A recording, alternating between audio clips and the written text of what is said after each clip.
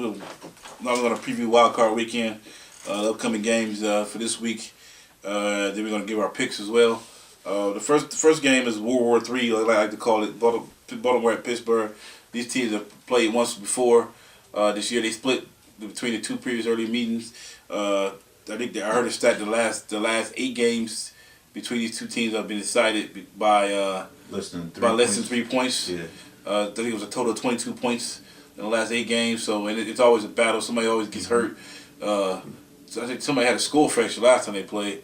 So it's always a battle between these two. They know each other so well. Skull fracture. Yeah. What the hell was that? I can't remember. That's what I remember last time somebody had a skull fracture in that game. But I think that was, and then what's the name got popped in the mouth. Ben Roethlisberger. Oh no, that was against the Raiders. Was that? Was that when Richard Seymour popped him?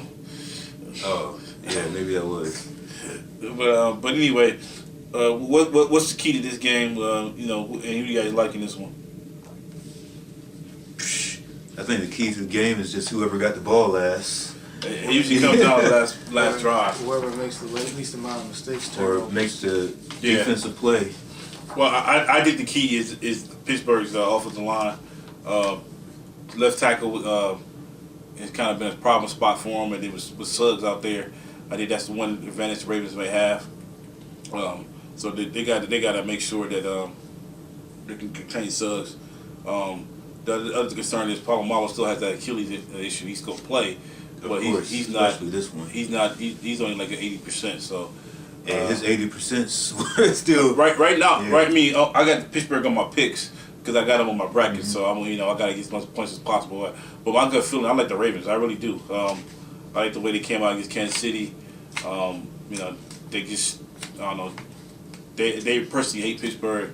My gut feeling is going with the Ravens, but Pittsburgh is at home, so I mean they do have the advantage there. But I think that's the matchup they can exploit is at left tackle.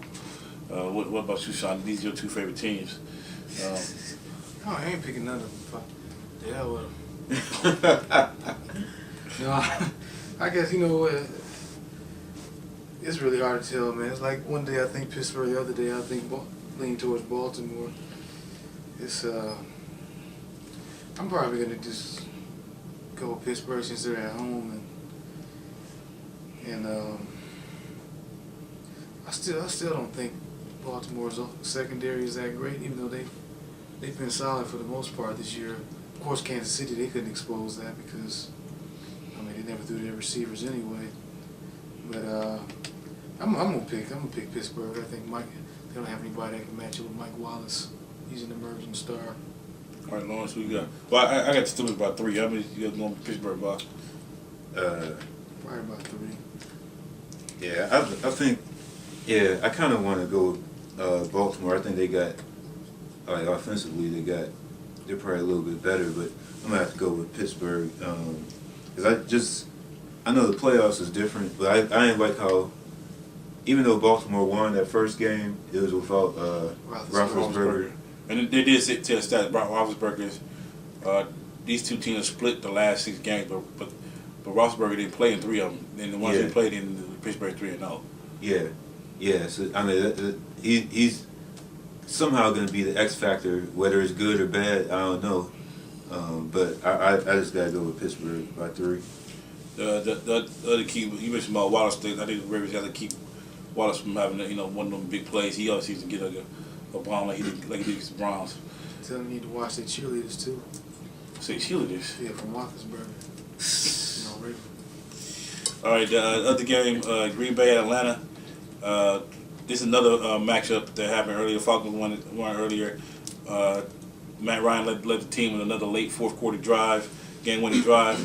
I got the Falcons on my sheet, but like I said earlier, I kind of like the Packers right now. They can run the football the way they did against Philly with what's his name again?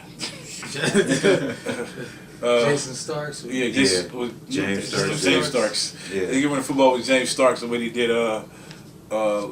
last week. I think the Packers can come out on top. I think the key for Falcons. Michael Turner has a big game to me. I think the way the Packers put pressure on the quarterback, they go out to run the ball to keep that blitz, keep that blitz with Matthews and Woodson come up the corner down. Michael turned out to have a big game to me for them to win this game. And I think the Packers need to make sure they get a big enough lead in the fourth quarter because Captain Comeback.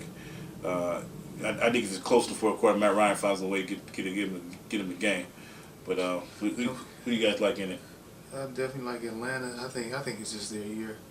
I think Tony Gonzalez is going to have a big game. I think he wants to win that first ring. He's the best tight end ever. And I think he wants to. I don't think he wants to go through his whole career without a ring. This is his best chance. I think he'll do what it takes to get it done. You got Falcons by how many? I'm taking the Falcons by 10. Norris? I'm gonna go with the Falcons by 4. They got a strong home record, and I think they only lost once, right? Yeah, the Saints. To the Saints, but they play the Saints 2 times a year, so they pretty much know each other. But I just think the Falcons will be able to make that homestand. All right, next game, Seattle at Chicago. Ironically, Seattle won the first matchup. That was like in week 3, early in the season, and actually they beat the Bears pretty badly. I think they beat them by 17, and they got the Cutler 5 times in that game. The matchup wise, I think the Seahawks match up well with the Bears. Seattle has problem with teams that run the football pretty well, and I think that's one reason why they beat the Saints. Saints don't really have much of a running game, and the Bears' running game is not, all that either. So I think this is a good matchup for Seattle. I'm still going with Chicago though because I just think Seattle's still got too many deficiencies. The offense, I don't think the offense can keep up what they did last year. The Bears' defense is too tough, but the matchup that Seattle does have is Chris Clemens and Raheem Barrett coming. They were both of them were in the top 5 in sacks this year, and if Chicago has those protection issues they had early in the season, again, like the reason Cutler went down 5 times, and it could be a long day for Chicago. But I'm gonna still go with the Bears. I'll open the Bears by 14. Yeah, I like the Bears in this one. Matt Forte, he came on strong towards the end of the season. He started running the ball more, and I look for them to do the same thing, mix it up better. And Marshawn Lynch ain't gonna be running on the Bears like he did against the Saints. They're not gonna play that. He ain't gonna knock Urlacher down like he did the Saints defenders. And Pepper's just gonna be everywhere. He's gonna make sure Matt Hasselbeck doesn't have a career day. I like the Bears in this one. Yeah, I gotta go with Chicago too. Just overall, I think they're gonna have a better game plan. Usually, I'm sort of anti Mike Martz, but I think Lovie Smith kind of got. Why? I think Lovie Smith kind of got a better handle and a better arrangement with him.